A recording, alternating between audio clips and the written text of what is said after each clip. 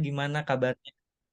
Baik juga, alhamdulillah, sehat pokoknya ya Mas Tantut ya. Udah siap ya Mas Tantut untuk webinar kali ini? Ya, ready. Oke, boleh di-spill dikit nggak sih Mas Tantut, untuk materi webinar kali ini tuh apa? Sedikit aja, biar teman-teman pada penasaran Oke, nih. ya. Jadi webinar kali ini kita bakalan bikin produk analitik yang banyak digunakan sama company gitu ya. Jadi ada beberapa analisis yang kita lakukan dari data yang mentah gitu ya teman-temannya. Jadi insight yang bisa teman-teman taruh di LinkedIn, yang bisa teman-teman jadikan portofolio juga gitu sih. Jadi enjoy dan semoga bisa menjawab rasa penasaran teman-teman terkait dengan data science dan teman-temannya. Oke, mantap banget nih Mas Tantut, udah nggak sabar pasti ya teman-teman semua ya. Jadi tanpa berlama-lama lagi, aku persilahkan aja ke Mas Tantut untuk, intro sedikit dan juga selanjutnya bisa memaparkan materinya. Silakan Mas Tantut. Oke, thank you Kak Kirana. Halo, selamat malam teman-teman dimanapun teman-teman berada gitu ya. Salam kenal semuanya. Saya Tantut Wahyu. Teman-teman bisa panggil Tantut. Kalau misalnya teman-teman mau connect di LinkedIn, boleh banget. Namanya Tantut Wahyu gitu ya. Jadi kita bisa saling koneksi satu sama lain. Nanti kalau misalnya teman-teman ada pertanyaan terkait data analis, apalagi data engineer, terus juga ada data scientist, itu juga bisa ditanyain langsung ke LinkedIn gitu. Nah, sebelum kita lanjut, saya mau share screen dulu, teman-teman. Share screen dulu di sini. Nah, jadi hari ini kita bakalan lebih detail ya, lebih detail tentang gimana sih sebenarnya peran seorang data gitu ya, peran seorang tim data dalam sebuah bisnis gitu. Kenapa sih saat ini tuh tim data tuh banyak banget dicari sama bisnis? Kenapa sih tim data itu banyak dicari untuk jadi role information di dalam sebuah company? Tapi yang paling penting, seorang data analis, seorang data scientist itu wajib banget bisa melakukan visualisasi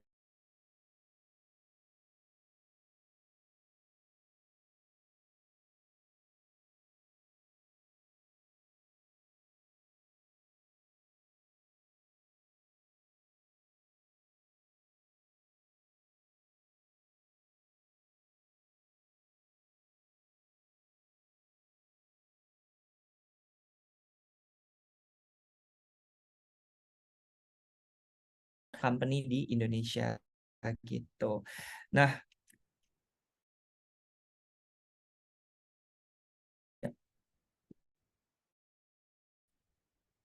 agendanya hari ini apa sih gitu ya? Yang pertama kalian bahas dulu nih data itu apa aja sih sebenarnya gitu. Yang kedua itu ada data storytelling.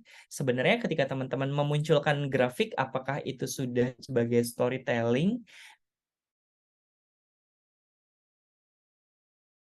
Munculkan grafik aja gitu. Nah, kemudian yang kedua itu ada showing gitu ya. Itu teman-teman bisa apa? Menyampaikan, tapi juga teman-teman bisa menceritakan gitu ya. Di data storytelling, kemudian ada data visualization,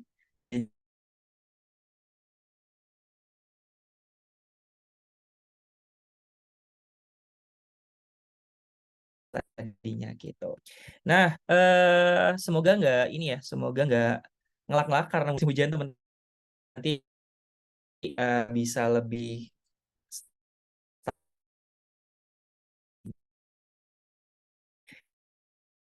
Nah,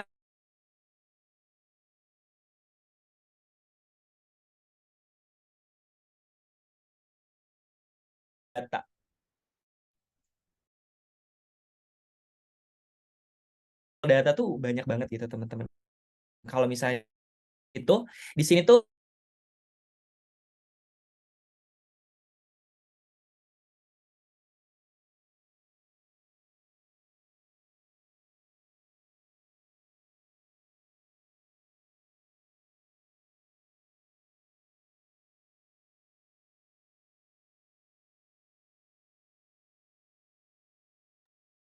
Iya, oke.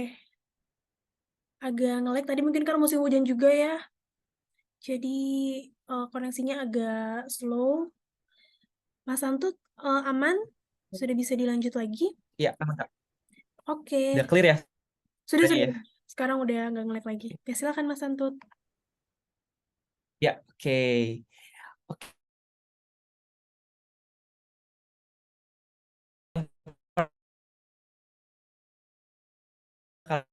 Kalian bahas gitu ya teman-teman ya. Satunya,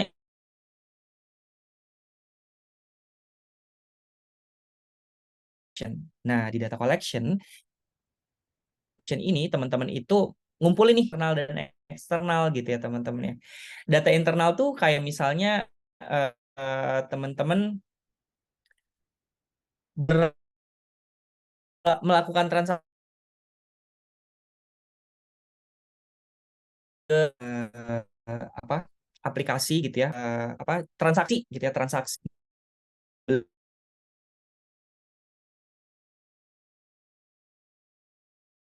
Ketika teman-teman melakukan transaksi membeli gitu, teman-teman.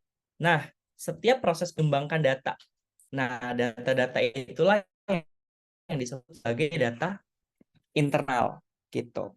Contoh mutlaknya seperti apa sih gitu ya teman-teman. Contoh mutlak dari data internal itu adalah teman-teman pergi ke aplikasi.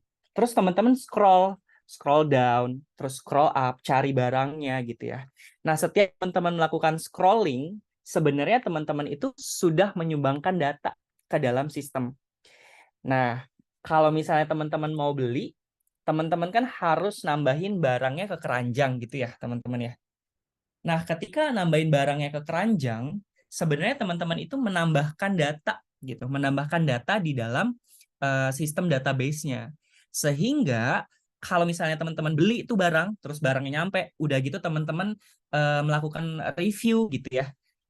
Itu teman-teman menyumbangkan data. Bayangin kalau dalam sistem jual beli online-nya itu ada 1.000 customer, di mana satu customer itu memiliki 5 transaksi. Artinya ketika punya 5 transaksi, berarti teman-teman ada 5 dikali apa 1.000 gitu ya. Jadi ada 5.000 transaksi yang tercatat di dalam database gitu. Nah, itu adalah data internal gitu ya teman-teman ya. Nah, kemudian ada data eksternal gitu. Data eksternal ini apa sih gitu ya? Data eksternal ini adalah data-data yang berasal dari third party. Contohnya apa? Sekarang ini marak banget gitu ya teman-teman ya. Iklan-iklan yang dikirim lewat WhatsApp, iklan-iklan yang dikirim lewat Instagram, lewat email. Bahkan kalau misalnya teman-teman daftar nih, daftar ke webinar ini, teman-teman juga dapat iklan gitu ya, dapat apa informasi gitu ya. Sehingga teman-teman mau daftar dan mau belajar malam ini gitu. Nah, ketika teman-teman ngelihat iklan ini atau iklan produk di Instagram, berarti Instagram itu adalah third party data yang bisa nyumbangin data ke dalam database kita gitu. Nah, data-data yang berasal dari luar yang bukan merupakan data dari transaksional gitu ya, itu tuh adalah data eksternal gitu. Nah, kalau disimpulin bedanya data internal dan data eksternal tuh apa sih? Data internal itu adalah data yang dihasilkan dari proses transaksional yang terjadi di dalam sistem. Data eksternal itu adalah data yang terjadi dari proses non transaksional gitu ya dan di luar sistem gitu. Nah, semoga clear ya sampai sini ya terkait dengan data internal dan data eksternal. Kalau misalnya teman-teman ada pertanyaan, boleh banget langsung aja di kolom komentar langsung ditanya biar nggak lupa nih sampai nanti. Jadi pertanyaannya langsung di-upload aja, nanti di sesi Q&A kita bakalan bahas gitu. Kemudian udah dikumpulin nih data-data internal tadi sama data eksternal gitu ya. Kemudian kalau udah dikumpulin itu di cleaning gitu ya, dibersihin gitu ya teman-temannya di sini gitu.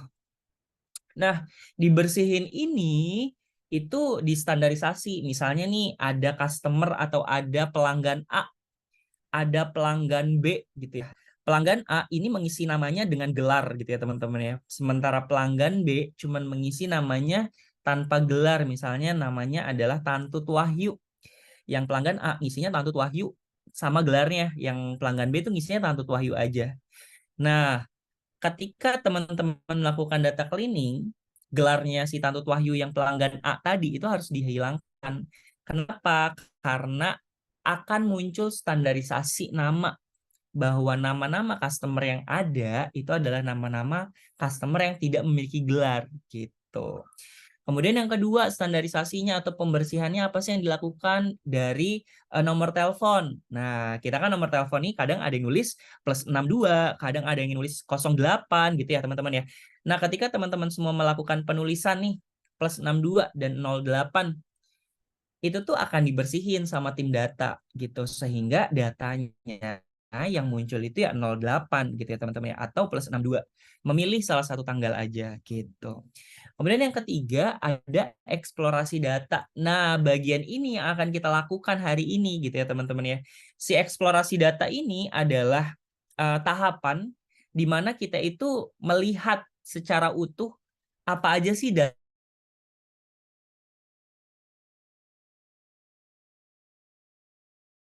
cari tahu informasi-informasi yang ada, informasi-informasi yang sebenarnya teman-teman bisa temui gitu ya di dalam datasetnya ini gitu. Sehingga kalau misalnya udah ketemu nih datanya gitu ya teman-teman ya, teman-teman bisa narik insight, teman-teman bisa narik kesimpulan, teman-teman bisa bikin rekomendasi. Semua itu dilakukan di dalam eksplorasi data gitu. Kalau misalnya dilihat ilustrasinya di sini saya gambarinnya itu dengan charts, dengan line chart, bar chart gitu ya, terus dengan narasi juga gitu.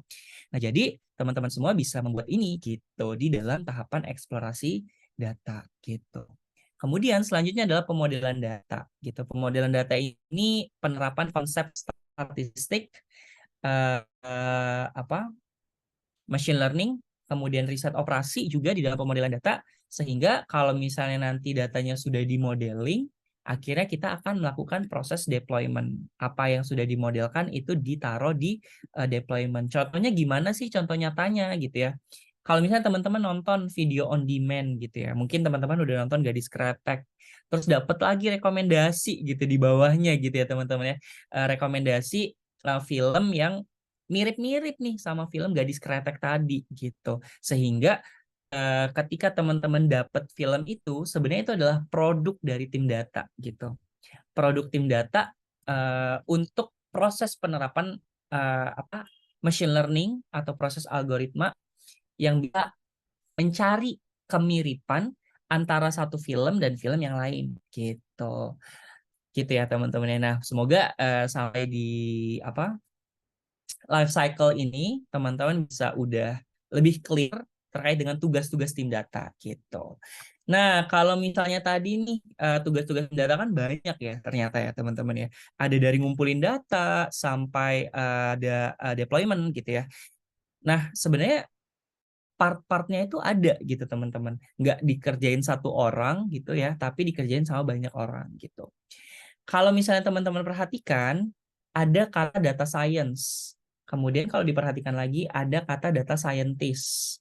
Sebenarnya data science dan data scientist itu berbeda gitu teman-teman ya. Data science itu adalah keilmuan, data scientist itu adalah orang yang menerapkan keilmuan data science gitu. Nah, jadi jangan ketukar ya teman-teman ya. Data science itu adalah knowledge atau keilmuannya. Data scientist itu adalah orang yang menerapkan konsep data science itu sendiri. Nah, di dalam konsep data science itu ada proses life cycle-nya yang tadi kita udah pelajarin sama-sama gitu teman-teman.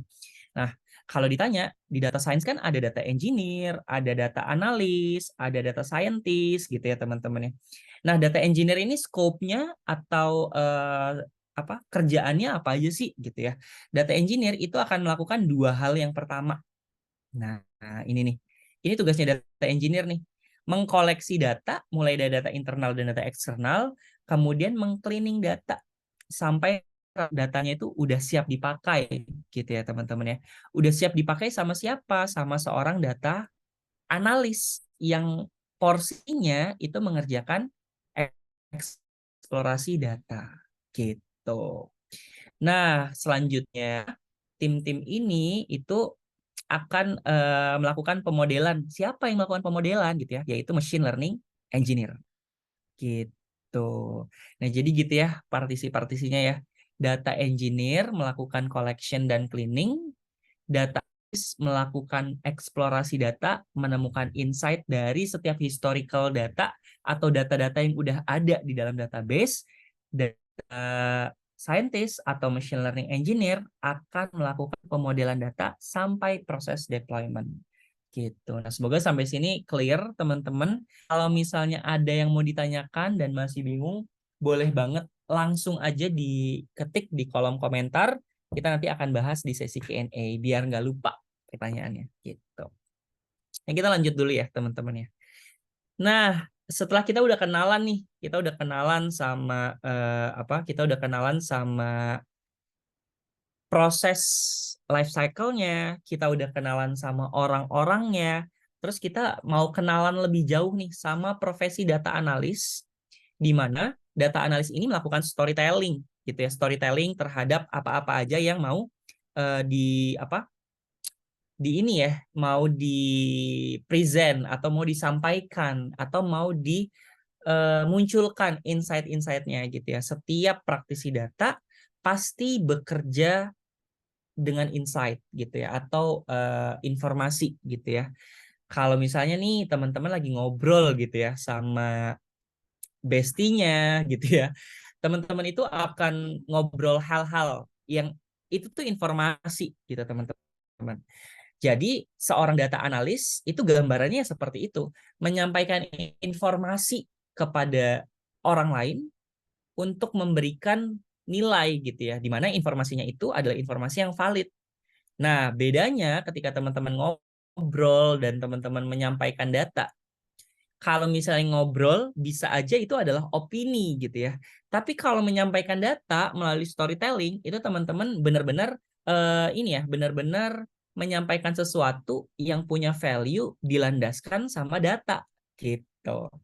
Nah, apa sih storytelling ini gitu ya? Nah, storytelling itu adalah konsep di mana konsep itu tuh menggabungkan antara explain, enlighten, dan engage gitu ya. Explain itu menjelaskan. Apa sih yang dijelasin gitu ya teman-teman ya.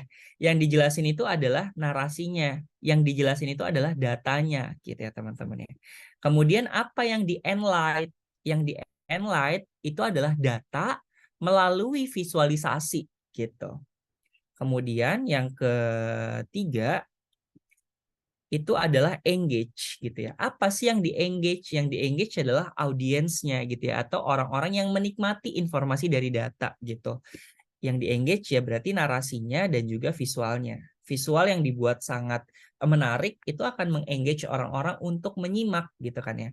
Kalau misalnya teman-teman bisa lihat beberapa visual gitu ya di Instagram tuh ada banyak banget akun Instagram yang share terkait dengan diagram-diagram visualisasi data gitu, di mana visualisasi data itu teman-teman bisa enjoy informasinya.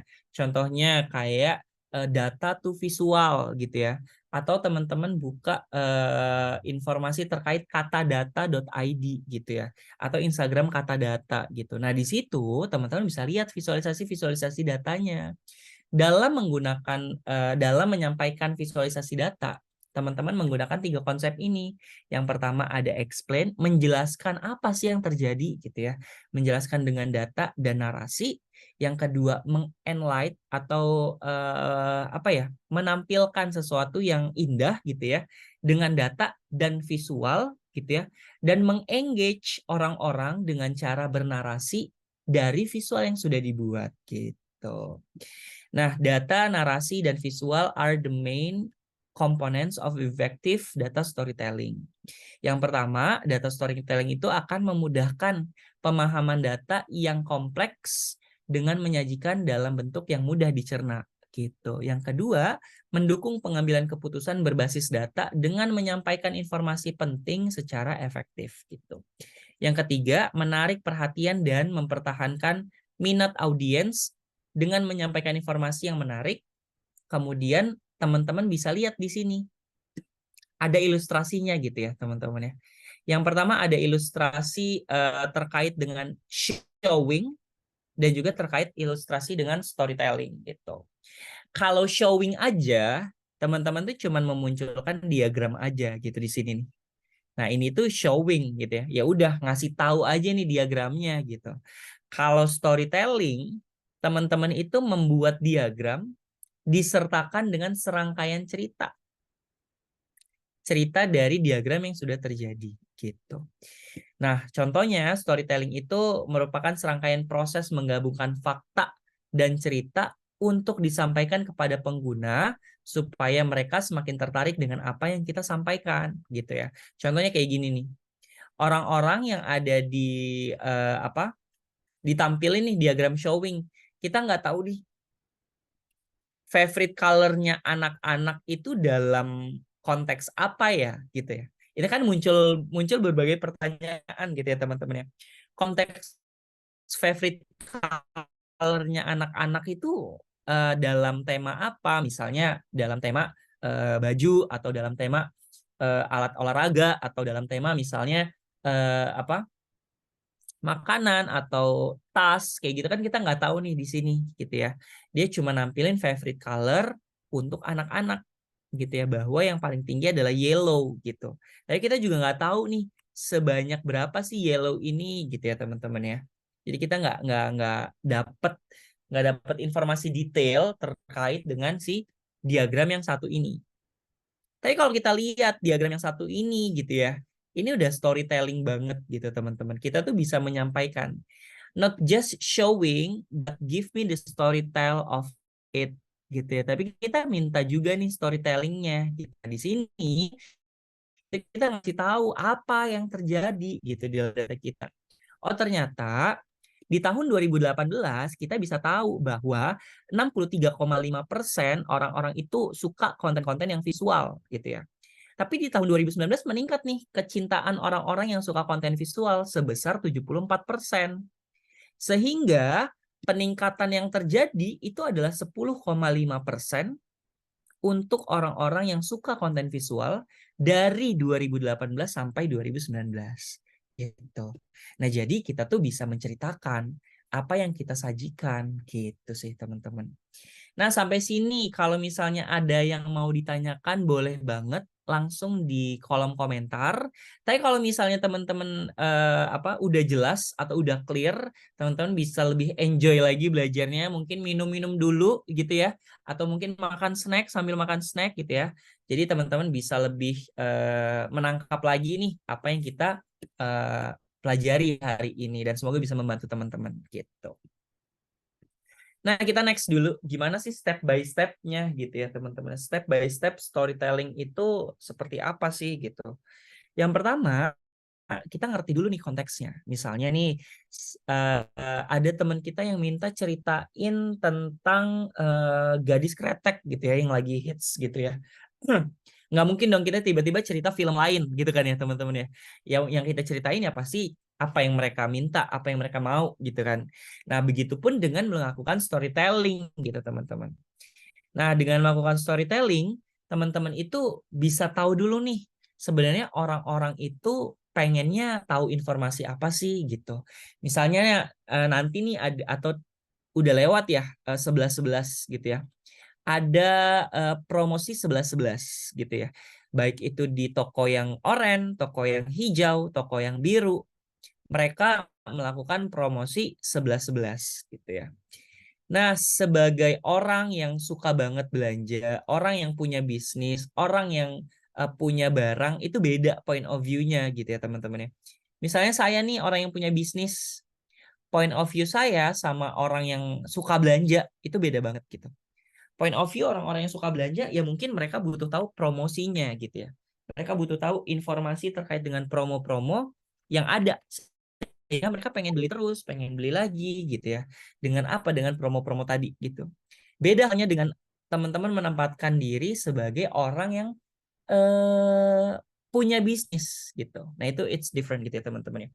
Bedanya apa? Orang-orang yang punya bisnis pengen tahu keuntungannya berapa sih yang saya dapetin dari saya jualan. Produk apa sih yang paling banyak dibeli sama orang-orang. Mereka tuh belinya pakai voucher atau mereka tuh nggak pakai voucher ya gitu. Jadi mereka tuh benar-benar yang kayak uh, explain apa yang mereka butuhkan gitu teman-teman. Jadi ketika teman-teman mau melakukan storytelling, teman-teman harus tahu dulu nih konteks storytelling yang mau ditampilin apa gitu, sehingga teman-teman tidak memberikan storytelling yang tidak sesuai dengan kebutuhan gitu. Langkah yang kedua, teman-teman itu bisa mempersiapkan data dan visual gitu ya. Data dan visual ini sangat-sangat apa ya, priority gitu ya teman-teman. Kenapa? Karena setelah ngerti konsep tapi salah proses implementasinya, ya teman-teman akan ini ya, akan tidak engage visualisasinya gitu ya. Sehingga tim data mempersiapkan data, menggali insight dan melakukan proses visualisasi gitu. Proses yang ketiga itu adalah memfokuskan visual dan menghilangkan data grafik yang tidak diperlukan gitu ya teman-teman ya. Ketika teman-teman punya nih gambar-gambar yang gambar-gambar yang sebenarnya bagus, tapi ternyata di belakangnya ada grid line-nya. Nah, nanti kita praktekkan nih step by step storytelling ini gitu ya di sesi hands on-nya gitu teman-teman. Nah, setelah teman-teman memfokuskan bagian visual gitu ya, teman-teman bisa menceritakan dengan baik apa aja sih yang sebenarnya dibutuhin dan bisa menjawab permasalahan-permasalahan bisnis gitu. Nah, sampai sini kalau misalnya teman-teman ada pertanyaan boleh banget langsung ditanyain. Kalau misalnya bingung daripada nanti pertanyaannya di belakang dan lupa mau nanya apa, teman-teman bisa langsung tanya gitu. Nah, di sini ada tipe-tipe diagram yang banyak banget digunakan di industri untuk keperluan visualisasi gitu ya. Kalau misalnya dilihat di sini data visualisasi itu banyak banget nih. Ada kolom, ada bar, ada juga area, ada line, kemudian juga ada location gitu ya. Ada histogram, ada box dan whisker, ada XY scatter gitu ya, ada scatter plot, ada tree map kalau dilihat di sini, terus juga ada apa lagi? Ada pie, ada ring gitu ya. Ada multiply gitu ya, ada funnel. Dah diagram-diagram ini dimunculkan itu ketika teman-teman butuh gitu ya, butuh cases atau kasus-kasus yang sesuai gitu teman-teman. Tapi kalau misalnya tidak sesuai, teman-teman bisa munculin diagram-diagramnya di lain waktu gitu. Contoh diagram yang sesuai itu yang seperti apa sih gitu ya teman-teman ya. Yang pertama, contohnya line gitu ya. Contoh line. Line ini digunakan untuk ngegambarin apa? Ngegambarin tren dari tahun ke tahun, dari hari ke hari, sehingga muncullah tuh fluktuasi atau naik turunnya diagram gitu teman-teman. Nah, dari situ kita bisa lihat gitu ya, bahwa ada penurunan yang signifikan terjadi di dalam A, di dalam B, di dalam C misalnya gitu. Nanti kita praktekkan gitu teman-teman. Gitu. Jadi teman-teman bisa dengan mudah memberikan informasi, oh ternyata penjualan di tahun ini dibandingkan tahun kemarin itu menurun misalnya gitu. Tahun ini dibandingkan 2 tahun yang lalu itu juga menurun. Nah, sehingga teman-teman itu dengan mudah gitu ya bisa memberitahu informasi-informasi yang sebenarnya bisa dielaborasi gitu, dikasih tahu nih ke tim-tim yang membutuhkan gitu. Nah, kalau dilihat di sini teman-teman contoh data visualisasi. Yang pertama itu ada pivot table gitu ya. Pivot table ini digunakan untuk memberikan data yang rinci. Kalau misalnya sekarang teman-teman lagi kuliah atau sudah bekerja gitu ya. Ketika di kuliah kan teman-teman kan suka lihat data dalam bentuk tabel. Nah, ketika ada data dalam bentuk tabel itu sebenarnya disebutnya pivot table gitu ya teman-teman ya. Pivot table itu adalah tabel yang dapat digunakan untuk meringkas data dalam jumlah besar agar mudah dipahami. Contoh summary untuk analisis penjualan atau transaksi. Di sini bisa dilihat nih, tahun 2017, berinya komponen, produknya itu adalah rantai atau chains gitu ya. Itu pendapatan atau sales yang terjadi itu sebesar $20.000. Ratingnya itu adalah 75% gitu teman-teman ya. Kemudian di tahun 2015 kita bisa lihat kategori clothing atau baju gitu ya. Produknya itu adalah kaos kaki gitu. Di sini produknya itu adalah kaos kaki, itu penjualannya sebesar $3.700. dan ratingnya itu adalah 22%. Nah, artinya kita bisa tahu secara detail gitu ya. Kalau misalnya kita pakai pivot table gitu. Tahun berapa, lakunya berapa, ratingnya berapa, itu kita bisa tahu detail gitu ya teman-teman ya. Kalau histogram gitu, itu kita menampilkan frekuensi yang terjadi. Histogram ini adalah grafik berbentuk batang yang menampilkan frekuensi data pada rentang waktu tertentu gitu ya. Rentang waktu tertentu misalnya penilaian analisis kedatangan paket COD atau analisis kinerja pribadi gitu ya. Nah, dari frekuensi misalnya frekuensinya ini adalah 10 yang datang dalam 12 menit terakhir berapa sih histogram gitu. Next-nya ada data visualization dengan line chart gitu ya, dengan line chart. Contohnya itu ada pergantian suhu dari waktu ke waktu. Misalnya jam 5 pagi, oh dia masih 40 derajat Celcius gitu. Kalau 8 pagi dia 50 derajat Celcius. Oh, Fahrenheit, sorry. Kalau jam 11 dia 60 derajat Fahrenheit. Kalau jam 2 dia berapa, jam 5 dia berapa, jam 8 dia berapa. Artinya di sini teman-teman itu melakukan analisis terhadap tren waktu atau dari waktu ke waktu seperti apa sih gitu. Kalau teman-teman mau memunculkan dari waktu ke waktu seperti apa, teman-teman bisa pakai line chart atau diagram garis gitu ya. Grafik berbentuk garis yang menunjukkan tren dari waktu ke waktu. Contohnya, perubahan suhu harian, pertumbuhan jumlah pembeli di e-commerce gitu ya. Jadi teman-teman bisa menampilkan kalau misalnya mau tahu dari waktu ke waktu itu dengan line. Selanjutnya ada bar gitu ya. Bar ini itu untuk membandingkan kategori atau variabel tertentu. Gitu. Contohnya gini. Saya membandingin apel sama orange dalam kurun waktu misalnya 6 gitu ya. Dalam jumlah buah 6, ternyata orange ini lebih banyak nih jumlahnya dibandingkan dengan apel yang cuma 5 jumlah buahnya gitu. Jadi kita bisa melakukan perbandingan data dengan menggunakan bar gitu.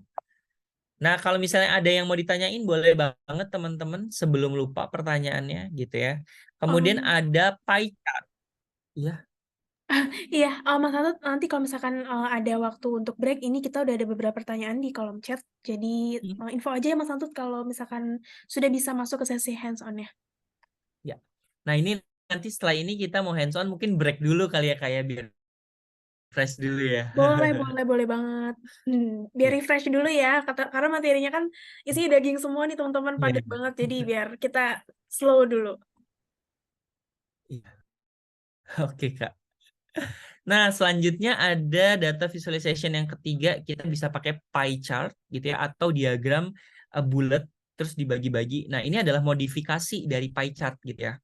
Nah, pie chart itu apa sih? Pie chart itu adalah grafik yang berbentuk lingkaran yang menunjukkan bagian atau proporsi dari keseluruhan kategori gitu. Contohnya analisis proporsi dari jumlah gizi yang dimakan kayak gitu ya atau cost dari pemasaran kayak gitu. Nanti kita praktekkan juga teman-teman di hands on-nya gitu. Kemudian ada grafik berbentuk gabungan titik gitu ya di mana grafik-grafik ini ngejelasin nih ngejelasin atau menggambarkan hubungan antara dua variabel yang satu dengan variabel yang lain. Contohnya analisis korelasi antara hubungan barang A dengan promosi X. Apakah jika promosinya itu semakin besar, jumlah barang yang dibeli itu semakin meningkat? Kalau promosinya semakin besar, apakah jumlah barang yang dibeli semakin meningkat? Saya ulangin ya. Kalau promosinya semakin besar, apakah jumlah barang yang dibeli semakin meningkat gitu. Nah, ternyata dilihat nih di sini semakin 20% diskonnya ternyata jumlah barang yang dibeli itu semakin sedikit gitu ya, cuma 94 gitu ya. Tapi kalau misalnya dia diskonnya kecil, berarti ada banyak nih orang-orang yang melakukan pembelian misalnya gitu. Nah, jadi kita bisa lihat korelasi antara satu variabel dengan variabel yang satunya gitu. Gitu sih teman-teman. Nah, selanjutnya ada visualisasi dengan BI Tools gitu teman-teman. Disiapin dulu aja Looker Studionya gitu ya teman-teman ya. Kita pakai Looker Studio yang friendly. Nanti teman-teman bisa bikin visualisasi yang banyak banget gitu. Nah, silakan Kak Kirana, saya kembalikan ke Kak Kirana dulu. Oke, ini kita break dulu di sela-sela materi ya teman-teman.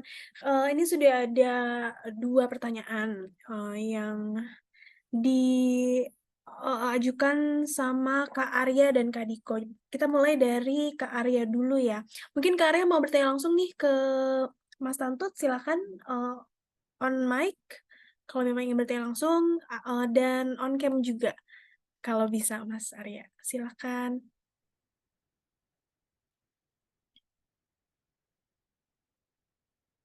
Oke, mungkin aku bantu tanyain aja ya.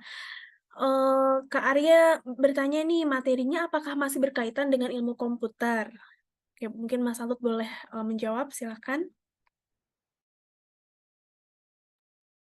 Oke, kalau materinya kita combine sih pengetahuan komputernya dengan pengetahuan bisnisnya gitu sih Kak Arya ya. Jadi kita nggak hanya belajar komputernya nanti gitu ya, ada hands on-nya, gimana bikin visualisasi, tapi juga kita bikin visualisasi yang bermakna juga nih, yang dulu waktu saya bikin portofolio itu saya implementasi gitu. Jadi semoga bisa jadi contoh juga nih kalau ternyata komputer tuh sangat-sangat erat gitu ya hubungannya dengan bisnis gitu sih. Mungkin itu ya Kak. Oke, terima kasih Mas Tantut. Semoga menjawab ya untuk Kak Arya. Selanjutnya pertanyaan dari Mas Diko. Silakan Mas Diko untuk bertanya langsung ke Mas Tantut.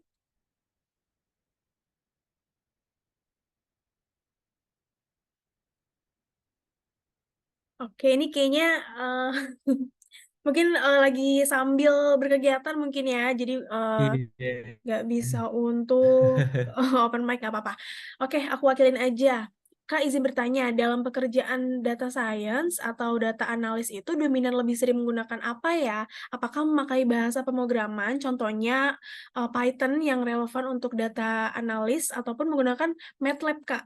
Dan kira-kira jika ingin menjadi seorang data analis itu harus fokusin apa dulu nih? Entah itu suatu aplikasi dan aplikasi apa sih yang harus dikuasai agar kedepannya bisa mempersiapkan diri? Terima kasih. Wah, ini agak banyak ya pertanyaannya. Mungkin pertanyaan pertama ini sih, dalam pekerjaan data science itu dominan lebih sering menggunakan apa, Kak? Apakah memakai pemrograman atau menggunakan MATLAB? Nah, itu dulu kali ya, Mas Santut jawab.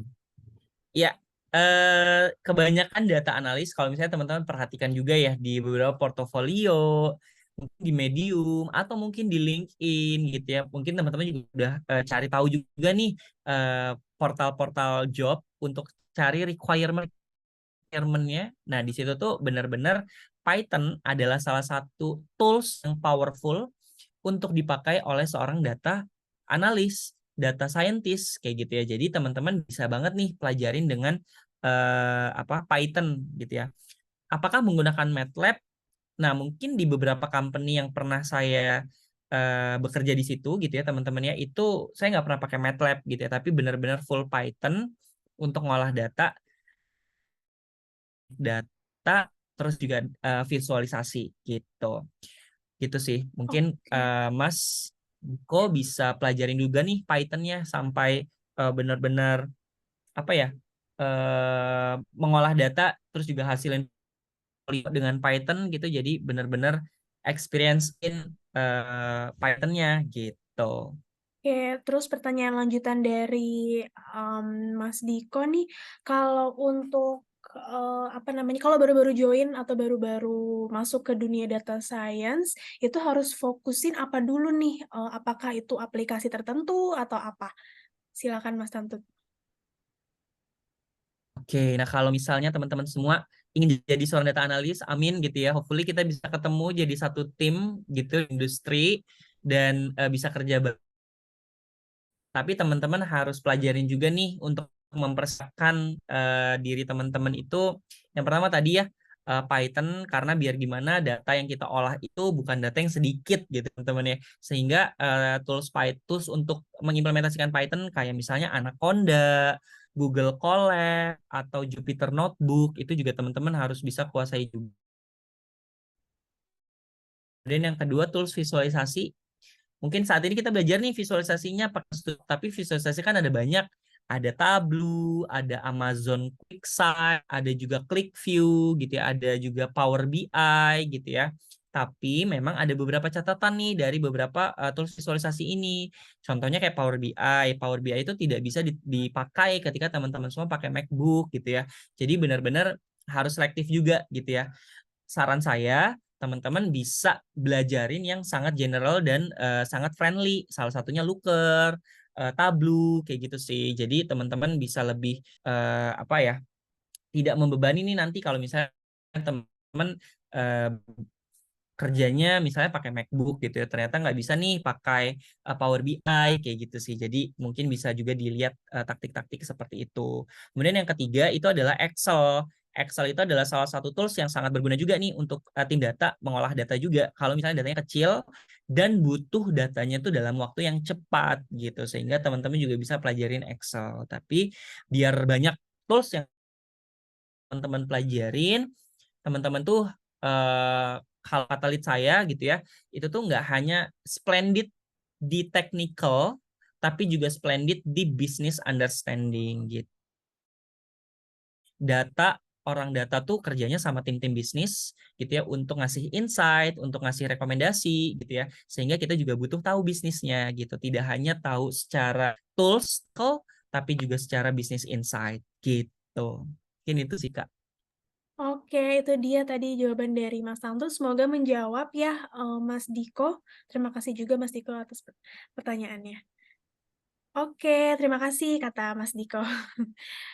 Oke, selanjutnya satu lagi nih ada, pertanyaan lagi Mas Santut, kita selesaikan dulu mungkin ya yang untuk sesi hands-on ini pertanyaannya ya. Ada dari Mas Ade Santoso, "Kak Tantut, jika ingin belajar data science dari nol tapi melalui online course, sebaiknya di website apa ya Kak? Di Udemy atau di mana ya Kak? Terima kasih Kak Tantut." Silakan Mas Tantut. Oke, nah sebenarnya kalau misalnya Mas Ade mau belajar banget nih dari nol, ini ya Mas semangat terus gitu ya. Saya juga dulu belajar nih dari nol gitu, bahkan saya switch karir gitu ya dari content writer gitu jadi data practitioner sekarang gitu. Nah mungkin aku share juga beberapa yang aku lakukan waktu itu. Jadi suka banget ikut-ikutan acara webinar seperti ini, terus tanya sama pembicaranya dulu gimana sih kalau misalnya mau belajar. Salah satu pembicara yang saya ingat itu memberikan saya saran untuk banyak baca Medium gitu. Nah, di Medium itu banyak banget tuh portofolio-portofolio mulai dari yang simple sampai yang advance gitu ya. Kalau misalnya mau jadi data science itu tadi ya Mas Ade, data science itu knowledge gitu. Di dalam data science itu ada data scientist, ada data engineer, ada data analis. Nah, Mas tentukan dulu nih tujuannya mau yang engineer, mau yang scientist, atau mau yang analis. Karena pattern untuk belajarnya juga berbeda gitu. Nah, jadi bisa difokusin, terus juga bisa buka-buka Medium. Terus yang terakhir itu kalau misalnya mau belajar dari course online, Udemy, menurut saya semuanya bagus gitu, tergantung sama struggle kita, sama effort kita juga untuk ngasih apa ya kayak belajar itu kan pasti ada jatuhnya, ada bangunnya gitu ya. Jadi benar-benar ngasih effortnya sejauh apa gitu sih Mas. Terus juga kalau misalnya mau baca-baca buku terkait dengan bisnis book gitu ya. Saya punya rekomendasi buku namanya Key Purpose, Business Key Purpose. Di situ tuh benar-benar bisnis insight banget yang bisa teman-teman apa implementasi ke datanya gitu. Gitu sih. Oke, jadi yang paling pertama banget tuh tentuin dulu mau di eee, spesialisasinya apa nih di data science gitu ya, Mas Tantut ya. Hmm. Karena, eee, biar terfokus gitu ya, Mas Tantut untuk, Iya, belajarnya. betul Kak. Oke, nah mungkin boleh dilanjut lagi Mas Tantut untuk, pemaparan materinya? Oke, Thank you Kak Kirana. Mungkin teman-teman silakan siapin gitu ya toolsnya, laptopnya gitu, atau teman-teman bisa simak nanti diulangin lagi nih, nanti recordingnya mungkin di-share juga ke teman-teman, bisa di pelajari lagi kalau misalnya nanti teman-teman tertinggal gitu. Intinya kalau misalnya teman-teman ada kesulitan langsung tanya aja gitu ya teman-teman ya. Nah silakan teman-teman boleh banget download dulu nih datasetnya, aku share dulu ya. Nah, di sini aku share dulu datasetnya. Di meeting chat ya, silakan dibuka. Nah, di situ. Di-download dulu. Cara downloadnya gimana gitu ya. Teman-teman bisa pergi ke file, di sini file. Itu di file. Terus teman-teman tinggal download yang CSV. Nah, gini. Terus nanti dia akan download, tungguin aja.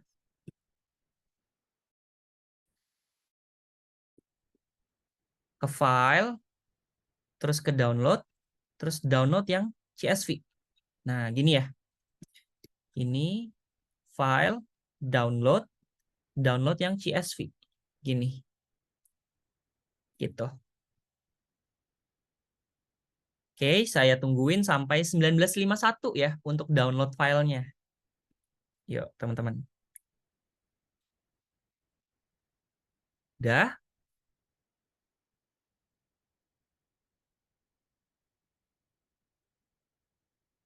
Ditungguin sampai 19.51 ya. Silakan.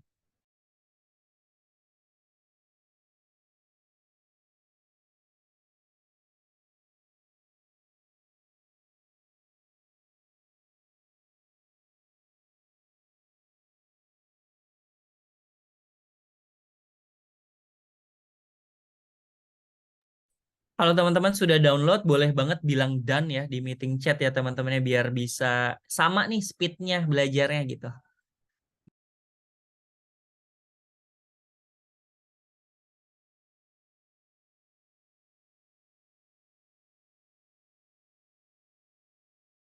Sudah 19.51 ya teman-teman ya. Semoga sudah semua. Jadi saya jelasin dulu nih kolom per kolomnya ya. Apa sih kolom per kolomnya isinya gitu ya. Yang pertama ada invoice number atau nomor invoice. Nomor invoice ini terjadi ketika teman-teman sudah melakukan pembelian. Kalau misalnya nih teman-teman pergi ke swalayan gitu ya. Kan dapat struk pembelanjaan ya. Di paling atas itu ada nomor gitu ya teman-teman ya. Nah, nomor itu adalah nomor-nomor invoice ini gitu teman-teman. Jadi nomor invoice itu menggambarkan transaksi yang dilakukan sama customer. Nomor invoice menggambarkan transaksi yang dilakukan oleh customer gitu. Yang kedua ada stock code atau kode barang.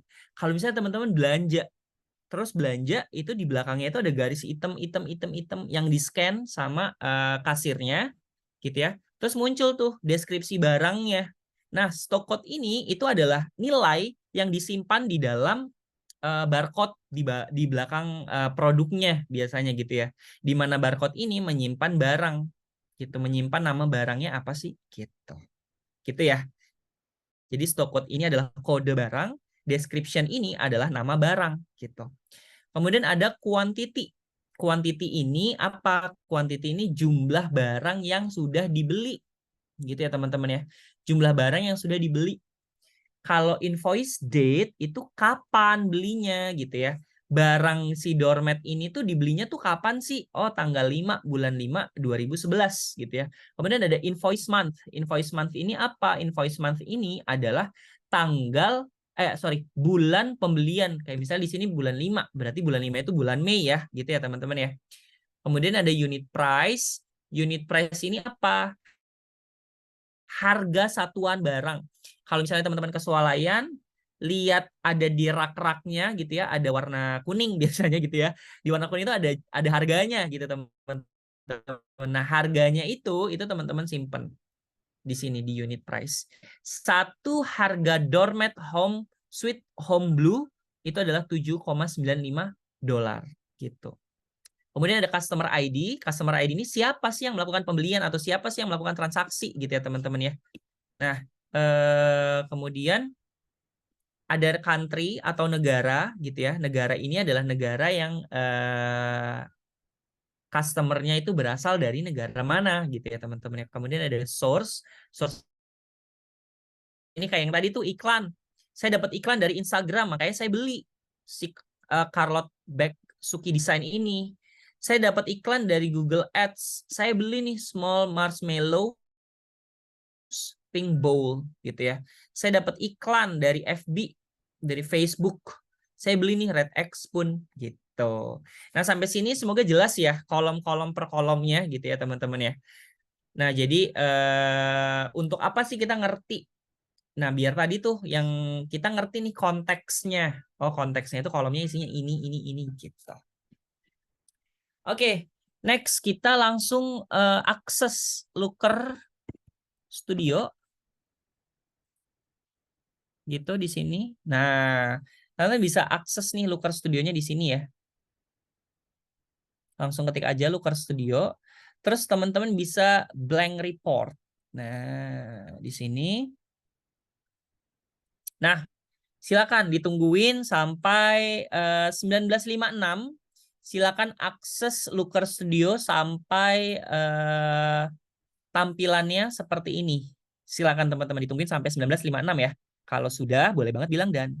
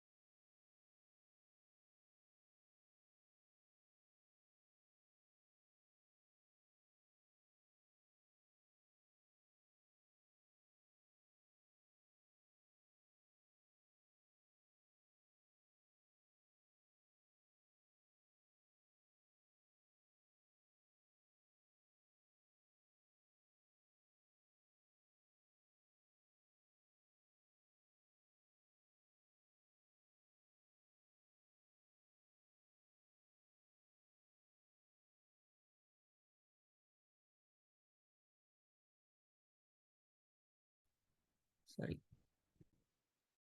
Ini di sini saya share ya di meeting chat lookerstudio.google.com.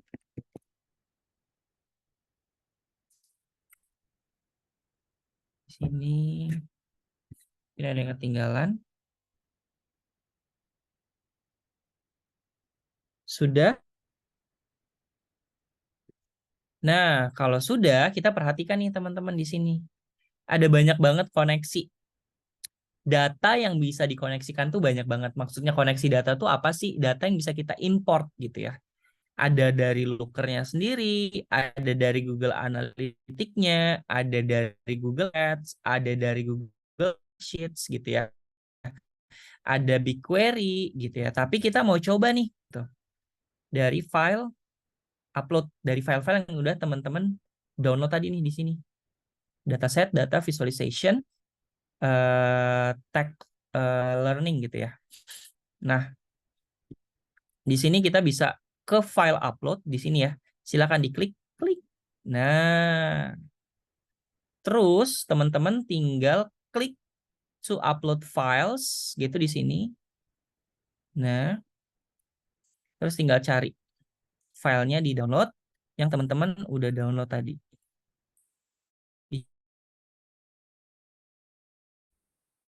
Nah, ini ya. Nah, tinggal di open, diklik di sini, open, jepret. Nah, tinggal ditunggu nih sampai processingnya completed 100% gitu ya. Upload, dia akan punya warnanya hijau di sini. Gitu. Nah, bisa diperhatikan ya. Nah, ini sudah uploaded, sudah berhasil.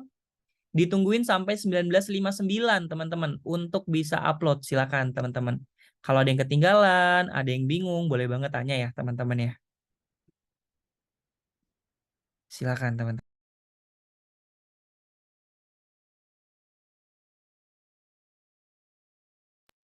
Kalau sudah dan boleh banget kasih info juga ke kita udah dan gitu biar kita speednya sama gitu ya.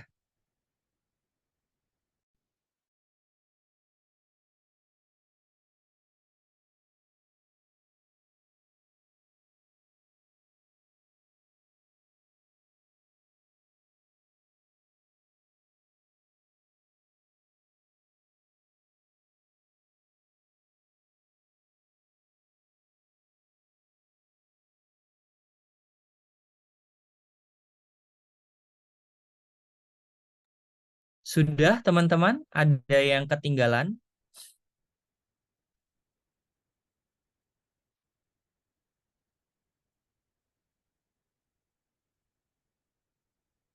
Nggak ada ya?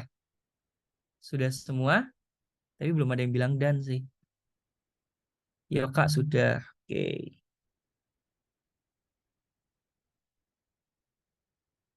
Oke. Kalau sudah, kita tinggal klik add di sini. Kita tinggal klik add di sini, klik add. Nah, ini ya. Klik add di sini, klik. Nah, dia load. Kalau sudah load, nanti dia akan muncul nih. Nah, dia akan muncul langsung di sini. Nah, dataset kita udah ada di sini nih. Gitu ya. Dataset kita sudah ada di sini. Nah, kita bisa hapus dulu nih visualnya yang ini yang udah ada. Dihapus dulu gitu. Terus jangan lupa nih kita kasih judul dulu di sini ya, teman-teman ya. Judulnya apa? Belajar visualisasi. Nah, sini.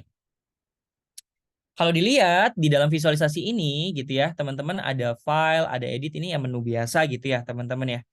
Tapi yang menarik di sini teman-teman itu bisa bikin visualisasi dengan nambah data. Nah, kalau menambah data lagi gitu ya, ada add chart, add data di sini. Kemudian ada add a chart di sini gitu ya. Kemudian ada apa? Chart community. Kalau misalnya diagram-diagram yang di sini kurang, teman-teman bisa download diagram dari chart community gitu. Kemudian ada kontrol. Kontrol ini digunakan untuk filter kayak misalnya nanti mau tanggal gitu ya. Nanti kita bisa juga contohin. Terus juga ada embed URL. Kalau misalnya teman-teman mau embed foto atau apa gitu ya, atau mau upload foto juga bisa dari sini. Terus kalau misalnya mau ada teks bisa pakai yang ini. Kalau mau ada garis, mau arrow, mau elbow connector ataupun curve connector itu juga bisa dari yang gambar line ini gitu ya. Kalau misalnya mau nambahin shape, diagram kayak kayak gitu itu bisa dari sini gitu. Nah, di sini teman-teman bisa lihat ada data. Data yang kita upload itu masuknya ke sini gitu. Nah, data yang kita upload itu masuknya ke sini nih, teman-teman. Jadi, teman-teman semua bisa dengan mudah akses gitu ya, data yang sudah kita upload di sini gitu. Nah, kita mau coba bikin visualisasi dari sini nih. Kita klik dulu nih gambar ininya. Klik. Terus kita ada shape-nya itu yang kotak ya. Nah, kita buat judul dulu. Judul visualisasinya apa?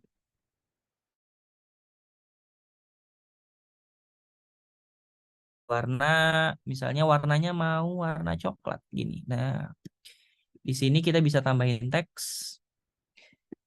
Visualisasi, misalnya jangan visualisasi deh. Penjualan dalam penjualan Sigma Store misalnya. Misalnya gini ya. Nah, di sini kita bisa taruh di tengah. Nah, kalau misalnya kita udah edit gitu ya di sini, kita bisa edit nih, taruh di tengah. Terus juga ukurannya bisa kita perbesar, misalnya judul itu 20 atau 24 gitu ya misalnya. Terus warnanya kita mau buat dia putih. Nah, gini. Terus tulisannya mau kita ubah jadi Tahoma misalnya, anything tulisan gitu juga bisa. Nah, terus kita mau buat dia bold. Nah, gini gitu. Teman-teman bisa edit di bagian yang ini. Itu ya. Silakan ditungguin sampai 20.04 untuk bikin judul seperti ini. Silakan teman-teman.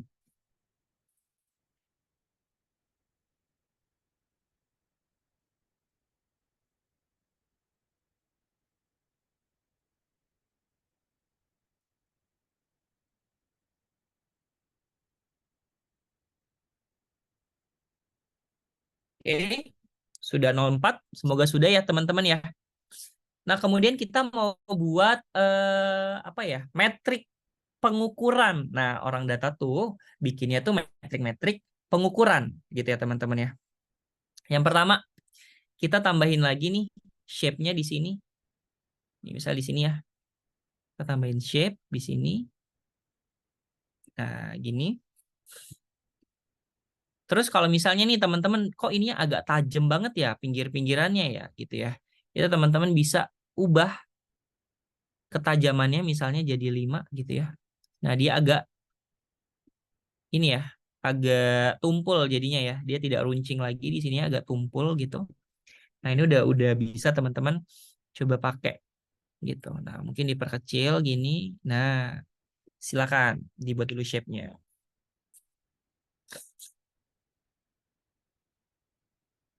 Sudah?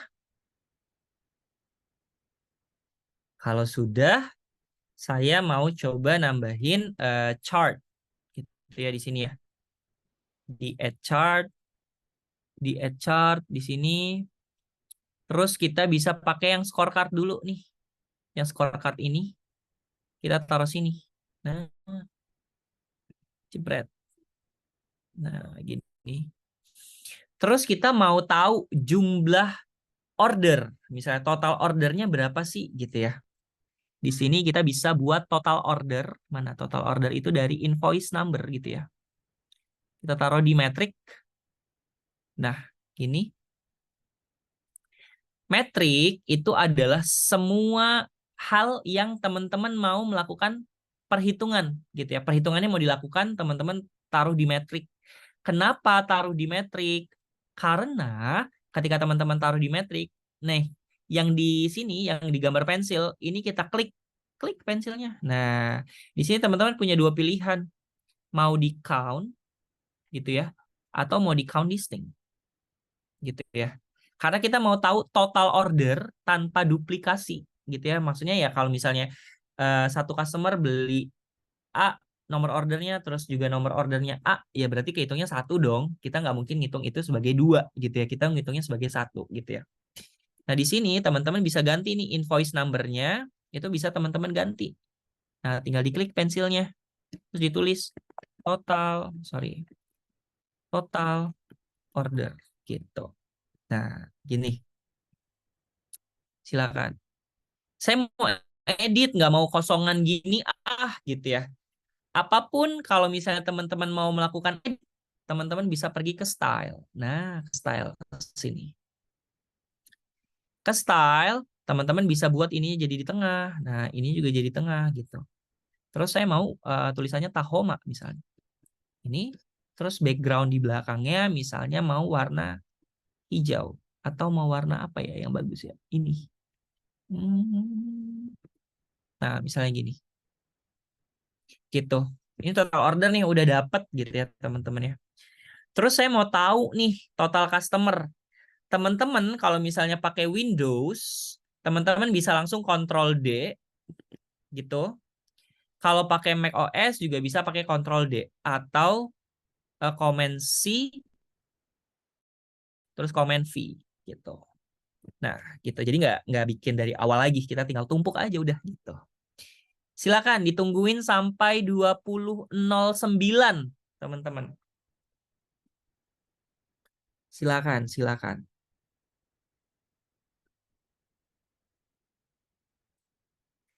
Kalau sudah, boleh banget bilang done ya.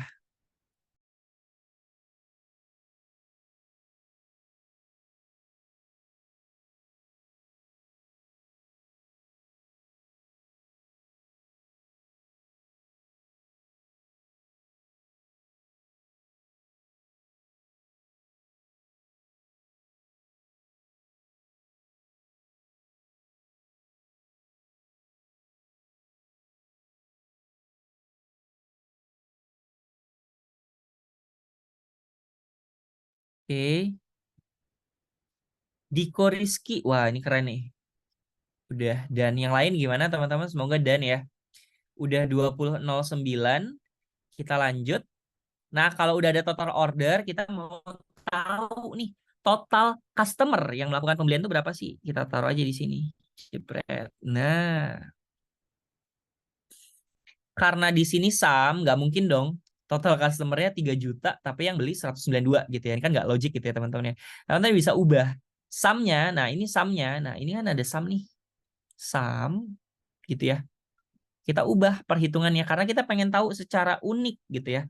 Tidak ada duplikasi, berarti kita butuh pakai count distinct. Nah, ternyata ada 168 orang yang melakukan pembelian gitu. Nah, customer ID-nya bisa kita ganti jadi total customer gitu. Nah, gitu.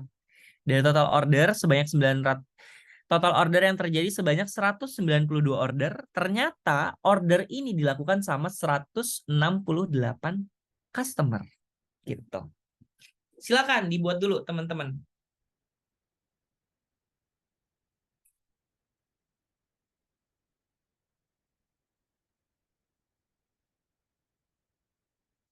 Kalau sudah, kita mau lanjut untuk bikin metrik penjualan gitu ya.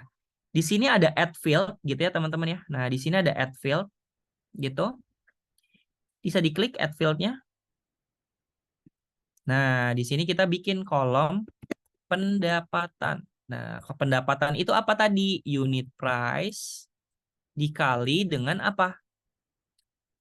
Quantity. Sorry, quarter. Quantity. Nah, gini. Perhatikan di sini. Di sini teman-teman kalau misalnya bikin rumus gitu ya, harus warnanya jadi hijau gitu. Saya ulangin ya.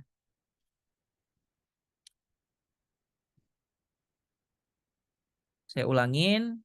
Di sini kita mau buat field baru, mau buat kolom baru gitu ya. Ada add field di sini tinggal diklik-klik. Nah, di sini itu teman-teman kasih namanya pendapatan gitu.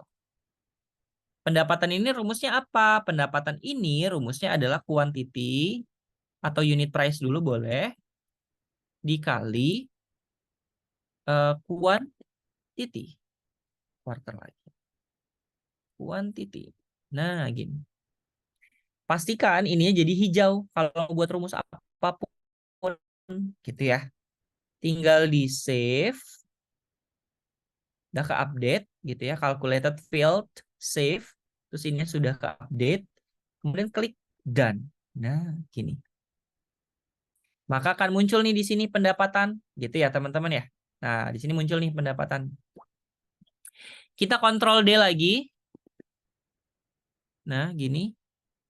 Untuk ngasih tahu nih pendapatannya berapa sih gitu ya di sini. Diganti aja langsung ditumpuk jebret. Nah, oh berarti pendapatannya $3.628 gitu ya. Nah, di sini kita mau ubah nih pendapatannya gitu ya. Jadi nilainya itu lebih ringkas nilainya gitu.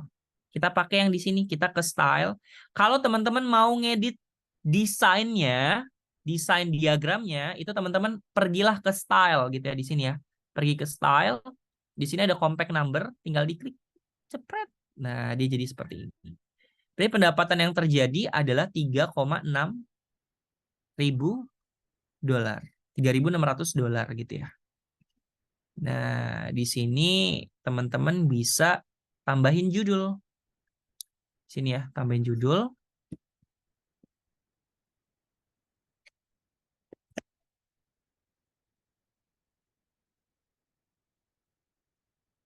Metrik pengukuran misalnya gini. Nah,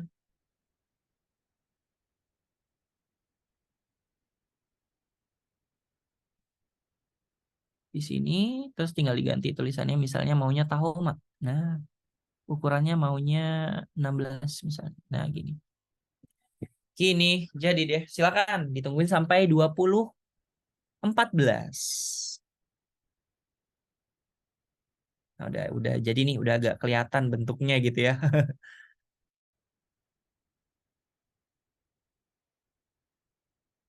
Oke, udah 2014 teman-teman. Kita lanjut ya. Kita mau nambahin chart, line chart. Nah, line chart di sini misalnya kita pakai yang smooth biar lebih smooth. Itu di sini ya. Di sini kita sama ini lebarnya kita tarik aja gitu. Kita tarik aja di sini. Nah, misalnya gini nih, kita tarik jebret. Nah, ada.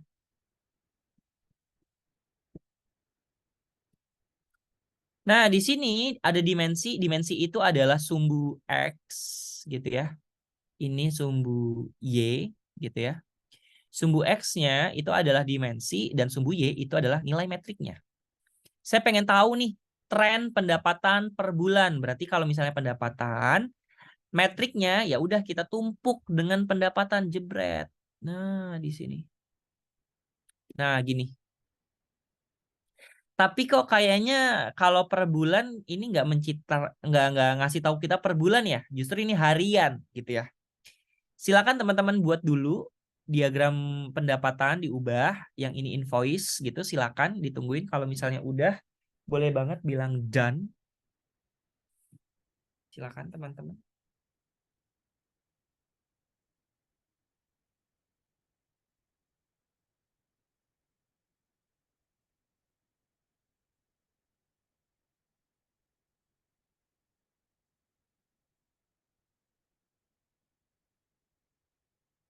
Sudah? Kalau sudah, kita mau ngubah nih tanggal-tanggal yang di sini mau jadi per bulan aja, nggak mau jadi per hari misalnya gitu ya. Ini di dimension, ini ada gambar tanggal nih di sini nih. Ada gambar tanggal, ini tinggal diklik-klik. Nah, sini ada tipe datanya date.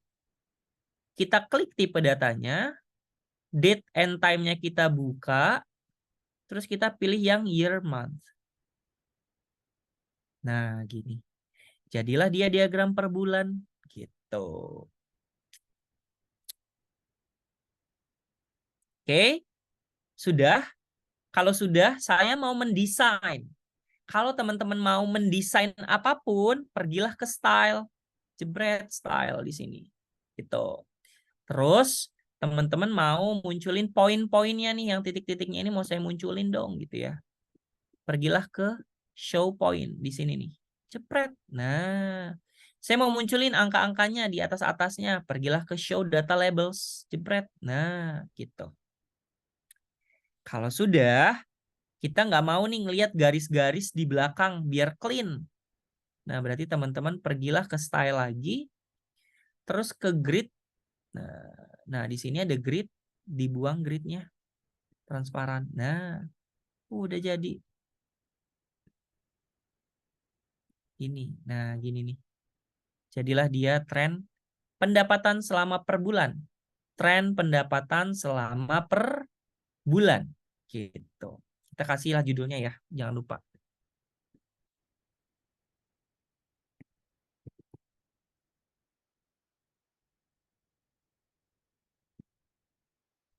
Tren pendapatan per bulan. Nah, gini. Rapih gitu. Terus kalau misalnya mau buat pie chart, kita pengen tahu nih source apa aja sih yang paling banyak ngasih profit atau pendapatan gitu ya. Berarti kita add chart di sini. Terus tambahin yang pie, taruhlah di sini. Misalnya. Nah, gini. Nah, gini ya. Terus teman-teman bisa dimensinya tetap. Dimensinya diganti jadi source. Ditumpuk aja udah tumpuk. Jebret. Nah, terus tinggal pendapatan gitu. Nah, pendapatannya tetap ya, udah ya. Terus dilihat nih di sini, oh ternyata Instagram, paid ads, Instagram ads gitu ya. Dia menyumbangkan 20% itu dari si Instagram. Gede banget nih Instagram gitu ya. Nah, teman-teman bisa tahu, taruhlah ini di judul Judulnya ini di copy, taruhlah di sini. Nah, gini. Ini adalah proporsi pendapatan dari source. Nah, gini. Gitu. Nah, silakan dibuat dulu, ditungguin sampai 2020 untuk bikin diagram ini.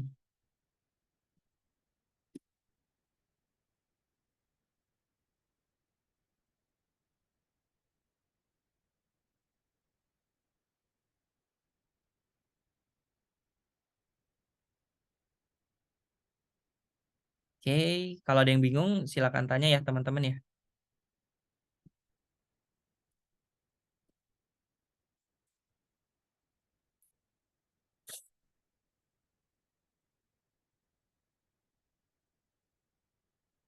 Oke, lanjut. Kalau lanjut, kita ini ya, kita pengen buat ini nih. Selanjutnya kita pengen buat kontrol di sini. Nah, di sini kita pengen kontrolnya itu adalah tanggal. Berarti kita pakai yang date range control. Taruhlah di sini. Jepret. Nah, kalau mau di ini select date range-nya diubah nih, yang select date range itu diubah, teman-teman pergi ke style. Terus bentar. Oh, ke sini nih. Nah, ini bisa diubah nih. Mau last year, mau this year to date gitu ya. Kalau last year ya berarti tahun 2022 gitu ya. Nah, kita mau misalnya auto date range, terus kita mau pilih nih di sini. Karena kan datanya 2011 ya. Berarti kita ke 2011 aja gitu date-nya di sini. Dari Januari tanggal 1 sampai 2011.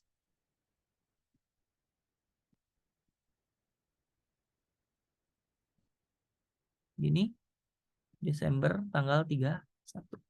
Nah, gini.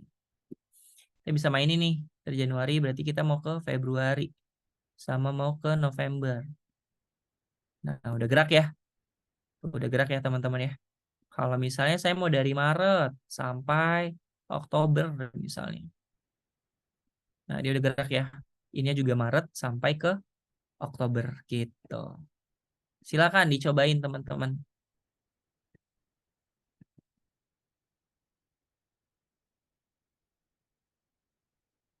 Nah, gitu.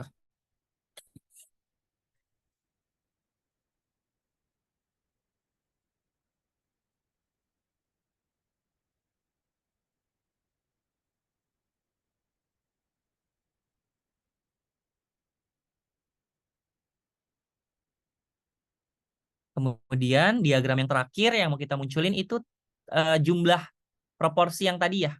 Yang ini nih.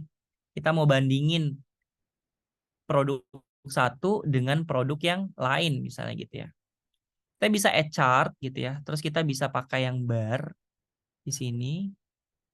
Kalau misalnya barnya mau dibuat kebalik biar lebih estetik juga bisa. Teman-teman pilih yang bar kebalik di sini. Nah, gini. Gitu. Digeret aja. Nah, di sini teman-teman bisa jadi description, dimensinya jadi description. Nah, terus ini pendapatan gitu ya. Tapi ininya agak kurang panjang. Apa? Ini nih. Nah, gini. Nah, gini ya. Itu. Terus teman-teman bisa kasih label. Nah, di sini ya.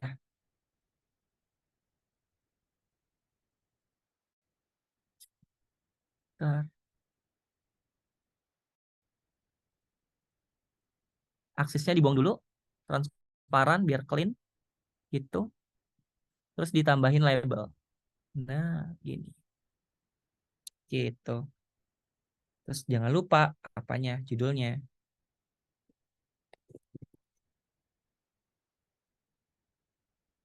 Nah, jumlah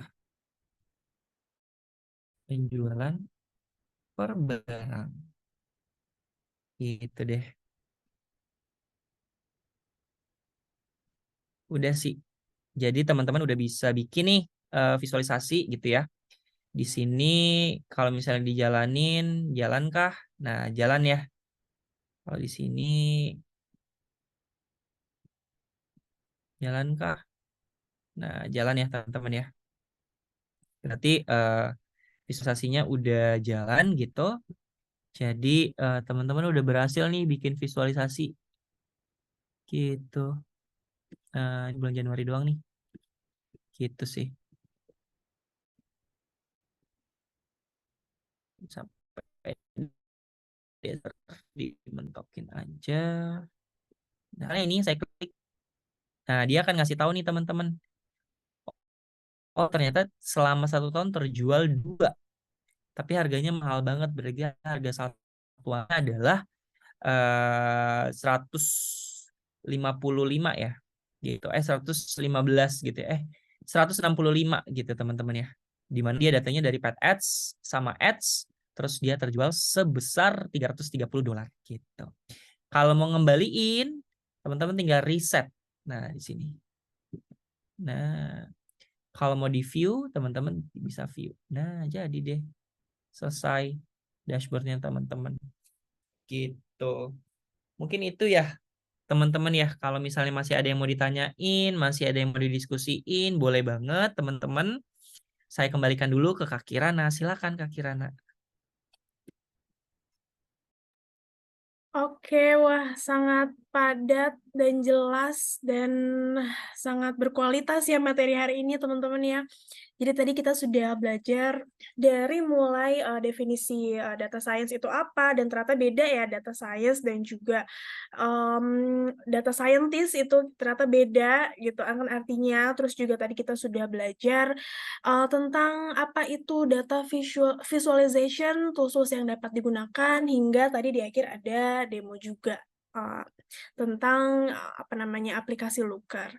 Nah, selanjutnya aku mau share untuk absensi yang bisa teman-teman isi untuk mendapatkan e-sertifikat ya. Jadi silakan berikut adalah QR-nya, boleh di-scan dan silakan isi absensinya. Oke, sambil menunggu teman-teman mengisi absensi, aku ingin berterima kasih kepada Mas Tantut atas ilmu yang mahal ini. Mas Tantut, terima kasih banyak ya, Mas Tantut. Terus juga teman-teman semua yang sudah join Sigmatek webinar kali ini. Luar biasa, ramai banget. Terima kasih ya teman-teman sudah ikut. Mudah-mudahan informasinya berguna untuk teman-teman semua. Nah, sebagai informasi, Sigmatek Webinar Day ini ada di setiap bulannya dengan berbagai topik yang menarik seputar IT. Jadi pantau terus LinkedIn Sigmatek untuk tahu informasi webinar-webinar selanjutnya. Oh ya, nantinya juga teman-teman akan mendapatkan free e-sertifikat yang akan dikirim ke email yang teman-teman gunakan atau teman-teman daftarkan saat registrasi webinar ini. Dan juga nanti recording webinar ini akan diberikan atau di-share bersamaan dengan e-sertifikat. Oke, teman-teman silakan di-scan absensinya. Nantinya untuk pemberian e-sertifikat akan mengacu pada email yang tertera di absensi ini. Oke, mungkin aku tunggu sampai jam 8.28 ya. Kayak ikut-ikutan Mas Tanto tadi ya. Saya tunggu sampai jam 8.28. Kalau udah silakan ketik dan di kolom chat.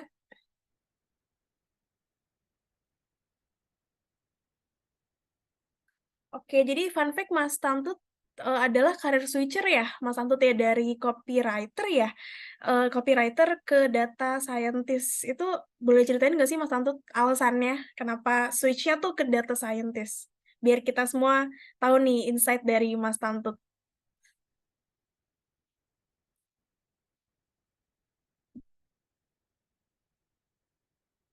Kayaknya agak terputus ya. Saya jelas ya Kak ya?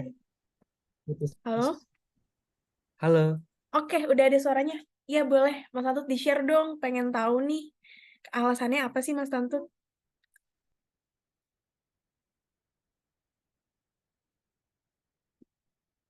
Halo Kak.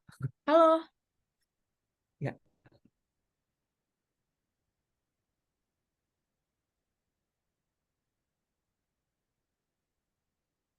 halo Mas Tantut. ya, halo, halo. Iya, aku tadi nanya, kan Mas Tantut kan karir switcher ya dari copywriter ya kalau nggak salah ya, switch karir ke data scientist.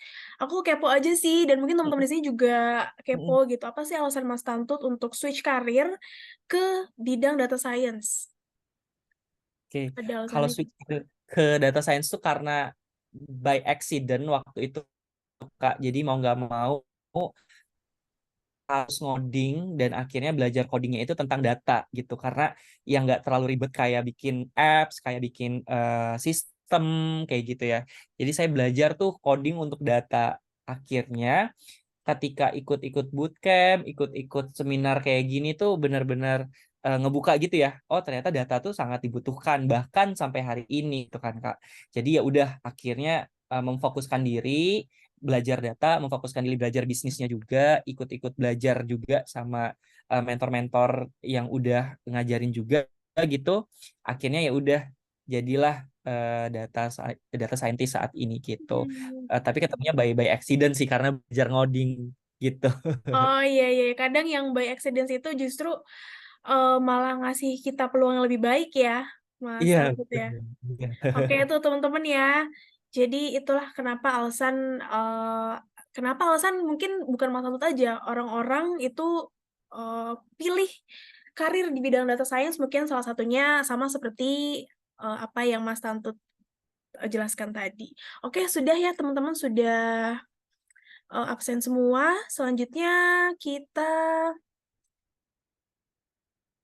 foto dulu nih teman-teman. Jadi bagi teman-teman yang bisa menyalakan kamera, yuk kita foto dulu untuk dokumentasi. Nantinya ini juga akan di-share di link Insigmatek. Jadi bisa terpampang nih wajah teman-teman di link Insigmatek. Yeay, rame nih. Oke, yuk teman-teman yuk nyalain kamera dulu. Kita foto untuk dokumentasi. Oke, wah udah pada di rumah semua ya teman-teman ya. Oke, sip-sip yuk kita langsung foto aja. Hitungan ketiga ya teman-teman. Satu, dua, tiga. Oke, sekali lagi deh. Sebentar.